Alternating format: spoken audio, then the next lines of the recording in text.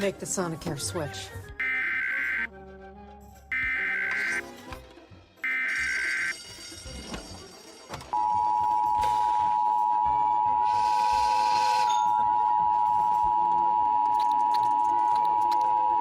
The National Weather Service in Grand Rapids has issued a severe thunderstorm warning for Van Buren County in southwestern Michigan, Allegan County in southwestern Michigan, Kalamazoo County in southwestern Michigan, until 5:45 p.m. Eastern Daylight Time.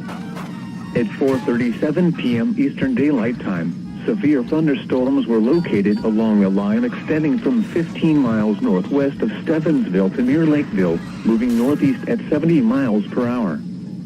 Hazard, 70 miles per hour wind gusts and penny-size hail. Source, radar indicated. Impact, expect considerable tree damage. Damage is likely to mobile homes, roofs, and outbuildings. Locations impacted include Saugatuck, Moline, Kalamazoo, Dorr, Fenville, Richland, Oshtemo, Glendale, Bangor, Ganges, Climax, Parchment, Covert, Comstock, Burnips, Wayland, Comstock Northwest, South Haven,